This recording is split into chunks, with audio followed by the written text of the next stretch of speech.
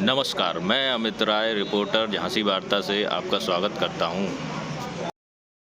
विधानसभा की 222 संख्या बबीना विधानसभा क्षेत्र में भावी प्रत्याशी के रूप में उभरने वाले और पिछले लंबे समय से उस क्षेत्र में, विधानसभा क्षेत्र में जनता के बीच संघर्षरत रहे और उनको जनता का और तमाम समर्थकों का ये मानना था कि शायद ये वीरेंद्र प्रताप सिंह उर्फ वीरू जो हमारे सामने हैं, इनको बड़ा प्रबल दावेदार माना जा रहा था और इनके ऊपर ही हार और जीत और चुनाव के समीकरण कहाँ डाइवर्ट होंगे, कैसे डाइवर्ट होंगे, वो सारा निर्धारित था। और इनका चुनाव अगर ये उन परिस्थितियों में लड़ते, चाहे निर्दलीय भी लड़ते, तब भी शायद इनको बहुत अच्छी सम्मानित स्थिति में जनता बनाए रखती। वो स्नेह, अपार आशीर्वाद और जनता के बीच में इनका जो संघर्ष था, आज हम इनके सामने मीडिया के साथ हैं और इनसे कुछ सवाल, चूंकि इन्होंने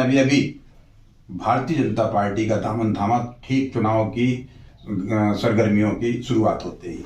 भाई वीरेंद्र प्रताप जी, आपका एकदम ऐन वक्त पर भारतीय जनता पार्टी में जाना क्या कारण रहा और अब आप चूंकि आ गए हैं तो उसमें क्या स्थिति है? देखिए, आप सभी लोगों को पता है, निरंतर समाजवादी पार्टी में मैं और मेरा परिवार सेवा देता आया है और लगभग मैं कहूँ छात्र जीवन से निकलने के बाद एक सक्रिय राजनीति में हमेशा से मैं रहा हूँ। चाहे मैं कहूँ 2015 में मैंने जिला पंचायत का चुनाव लड़ा, वहाँ से जीत कर आया। उसके बाद एक और उम्मीद और आशा जागी लोगों से मिलकर कि राजनीति में और भी आगे जाया जा सकता है लोगों की सेवा भाव करने के माध्यम से। मैं कह सकता हूं कि निरंतर प्रयास था, बबीना विधानसभा में लोगों से मिल रहा था, जा रहा था, उनके सुख दुख में शामिल हो रहा था और एक अपूर्ण प्यार और एक बहुमत हमें बबीना विधानसभा दे रही थी।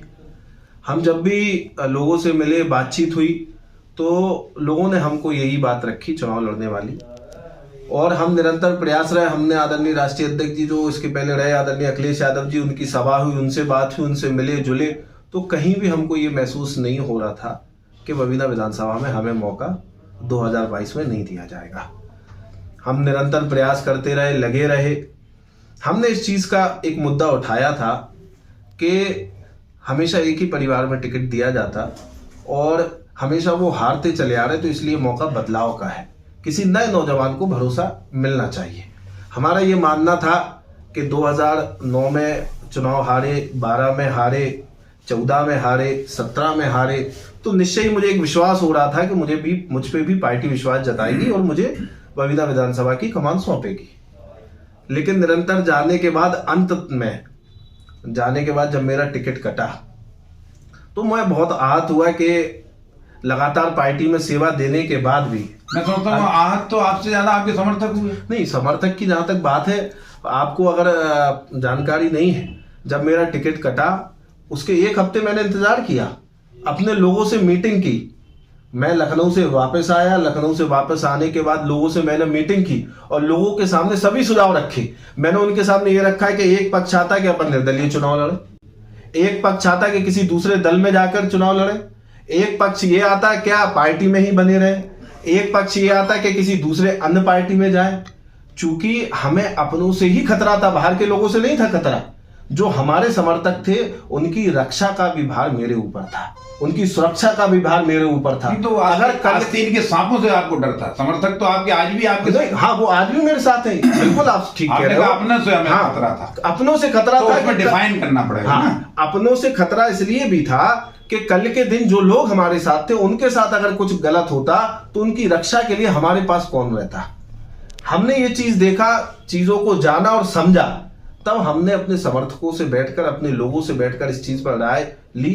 तब सब लोगों ने इस पर सहमति दी कि किसी अन्य दल में जाना ज्यादा अच्छा है, निर्दलीय चुनाव लड़ने में कहीं ना कहीं ऐसा ना हो कि हम किसी चीज में पीछे चले जाएं।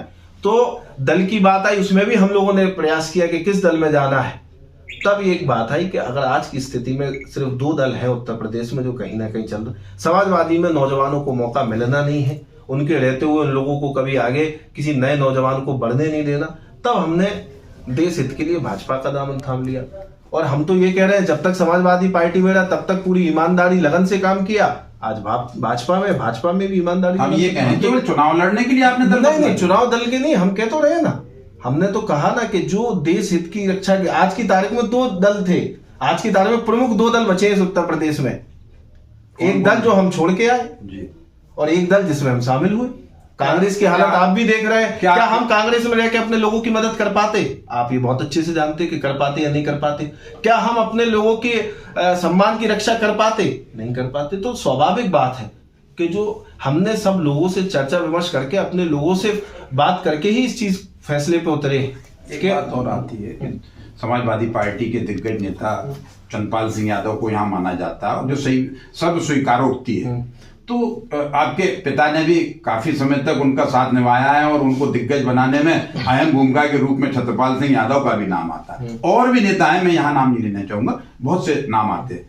तो जब वो दिग्गज नेता रहे तो क्या ऐसा नहीं लगा आपको कि भाई टिकट मिलना ना मिलना तो ये एक शीर्ष नेतृत्व का काम होता है? आपको उस दिग्गज नेता ने, आपके पिता को कई मौकों पर उन्होंने समझाया या कन्विंस किया, वो मान गए, तो क्या इस बार ये फिर आपको समझाने या संतुष्ट करने का प्रयास नहीं किया गया उस दिग्गज नेता द्वारा? देखिए, मैं ये बताऊं आपके चैनल के माध्यम से, मैं अपने आदरणीय अखिलेश यादव जी ने बैठा कर हमसे बात की, हमको कहा कि तुम्हें कहीं आगे एमएलसी में एडजस्ट कर देंगे या कहीं तुम्हें आगे वो दे देंगे। ये सब भ्रम फैलाने वाली बात है।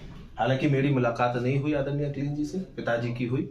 वहां हम लोगों को कोई ना इस तरीके का आश्वासन मिला, ना कोई हम लोगों को ये कहा गया कि पार्टी में रहते हुए काम करने में आगे कोई सम्मान दिया जाएगा, ना ही वहां से जब हमारा टिकट कटा, ना जब वहां हमें कोई भी आश्वासन नहीं मिला, ना हमारी कोई सम्मान की बात की गई कि चलो तुमने मेहनत की, आगे तुम्हें कहीं ना कहीं एडजस्ट कर देंगे, आगे कहीं ना कहीं तुम्हें ला देंगे, आगे कोई कहीं ना कहीं तुम्हें ऐसी जगह, ऐसी कोई। उसके 1 हफ्ते बाद, 1 हफ्ते कटने के बाद मैं बराबर झांसी रहा। किसी भी झांसी के एक सिंगल समाजवादी नेता ने मेरे से संपर्क नहीं साधा, ना मुझसे बात करने की किसी को फुर्सत मिली, या लोगों को, मुझे लगा लोगों को मेरी जरूरत नहीं है। जो नेता लोग, पब्लिक को तो है मेरी, आज भी है। और मैं ये आपको विश्वास दिला रहा हूं कि मैं अपनी लोगों के लिए, अपनी जनता के प्रति जिस काबिल आज हूं, उस काबिल लोगों की मदद करता हूं और जिंदगी भर करता रहूंगा। जन सेवा करना तो मेरा कर्तव्य है और मैं जनसेवा करता हूं हमेशा। दल हो सकता दूसरा हमारा है, लेकिन जनसेवा का भाव तो किसी भी दल में रह के लोगों की सेवा की जा सकती है, लोगों की मदद की जा सकती है। दल कोई सा भी हो, दिल आपका जैसा पहले था वो आज भी रहेगा। अपने जनता के प्रति हमारा दिल जनता के प्रति। राजनीति में जवानी और रवानी की बात आती है, जिस ओर जवानी चलती है उस ओर जमाना चलता है। और आप युवा हैं और निश्चित रूप से आप समाजवादी पार्टी के उन प्रखर युवा नेताओं में रहे जिन पर युवाओं का हुजूम लग जाता है। और आपने अपनी जब परीक्षा में पिछले दिनों बात आई थी कि अपना दिखाइए, परचम लहराइए राष्ट्रीय नेतृत्व के, जब यहाँ यात्रा और ये किया आपने, तो आपको क्या लगता है भारतीय जनता पार्टी का आपने जब दामन थाम ही लिया है तो अब आपका क्या संकल्प है, क्या प्रयास है, और इस चुनाव में आपके इस दल में आने से कितनी आपकी आत्मविश्वास में शक्ति पैदा हुई है और क्या परिणाम होंगे, वो मैं आपसे पूछूं। देखिए, पहली बात, जो लोग हमारे साथ नौजवान उस समय थे वो आज भी नौजवान मेरे साथ हो। पूरा बराबर जो नौजवानों का हुजूम हमारे साथ, जो नौजवानों का सपोर्ट हमारे साथ उस समय था, आज भी हमारे साथ है।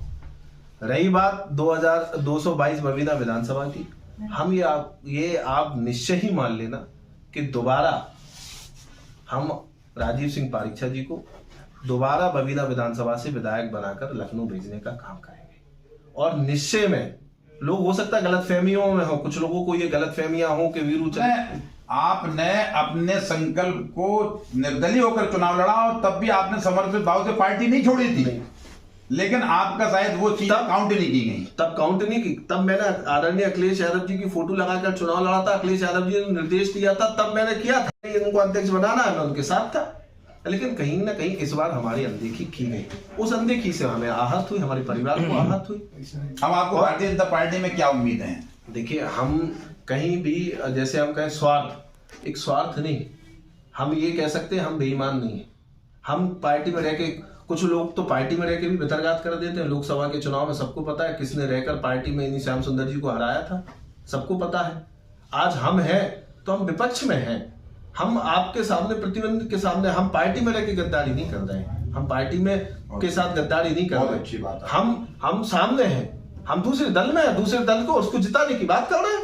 हम ये नहीं कह रहे हैं कि नहीं साहब इसी अखाड़े में आप लड़ाई ईमानदारी की लड़ रहे हैं, छल और कपट की लड़ाई नहीं लड़ रहे हैं। आप ये मानते हैं कि जो दिग्गज कहावतें हैं वो छल कपटी हैं। हम पार्टी के साथ गद्दारी नहीं कर रहे हैं। तो आप वो लोग सोचे जिन्होंने 2019 में चुनाव लड़ा था, जब जो बड़े नेता थे उन्होंने पार्टी के साथ क्या किया था, उन्होंने पार्टी के साथ गद्दारी की थी या वफादारी की? ये शीर्ष नेतृत्व को क्या उन्होंने नजरअंदाज किया था इस बात को? लेकिन हमने पार्टी के साथ गद्दारी नहीं की। हमें नहीं मिला, हमें आहत हुई, हमारे सम्मान को थोड़ी ठेस पहुंची, हमने दल बदल लिया। हम उस दल के साथ हैं और जिस दल के साथ है उसका काम कर रहे हैं। आज भाजपा के साथ है, भाजपा का काम कर रहे हैं। आप भाजपा के मंच पर उत्साह और जोश के साथ हैं। बिल्कुल जोश के साथ। आपको चारों विधानसभा सीटों पर प्रभावी नेता के रूप में भाजपा ने आत्मसात किया है, तो क्या आपको लगता है कि झांसी विधानसभा की मुख्य रूप से बरीना और ये अन्य 3 सीटों पर क्या परिणाम होंगे? देखिए, मैं तो यही कहना चाहूंगा कि आने वाले समय में चारों की चारों झांसी की सीटें भाजपा जीतने जा रही है। 2 ललितपुर की भी सीटें भाजपा जीतने जा रही है और निश्चय ही आगे भी, चूंकि हमारा तो अभी कानपुर से भी, लखनऊ से भी फोन आया था। हमारे तो प्रोग्राम अब चूंकि और भी जगह लगाए, अन्य जिलों में भी लगाए हैं, तो अभी जो हम फोकस कर रहे हैं झांसी ललितपुर में, तो निश्चय ही हमें विश्वास है कि झांसी की चारों सीटें भाजपा जीतने जा रही है और ललितपुर की भी दोनों सीटें भाजपा जीतने जा रही है। और मेहनत करके अपनी जगह खुद बनाएंगे और निश्चय ही आने वाले समय में मैं कह सकता हूं, अगर लगेगा भाजपा को, भाजपा के शीर्ष नेतृत्व को कहीं ना कहीं ये लगेगा कि मेरी मेहनत कहीं साकार हो रही है, तो वो उनके ऊपर हो सकता है कहीं ना कहीं हमको लाभ देने का काम करेंगे वो लोग। बहुत बहुत धन्यवाद। और ये बड़ी अच्छी बात है कि आज इस युवा नेता ने, जिसने भारतीय जनता पार्टी के साथ पूरे जोश और उत्साह के साथ लगातार चुनाव संपर्क में, न केवल एक विधानसभा क्षेत्र, आज पूरे 2 जिलों में 6 विधानसभा क्षेत्रों में बहुत ही प्रखरता से इस बात को कहते हैं कि हम 6 सीटों को जिताने का काम करेंगे। और ये भी एक इस चुनाव में देखना होगा जनता को भी, और इस युवा नेता की जो जोश और उत्साह है उसका भारतीय जनता पार्टी में भविष्य में क्या रूप होगा वो हमारे सामने होगा। बहुत बहुत धन्यवाद।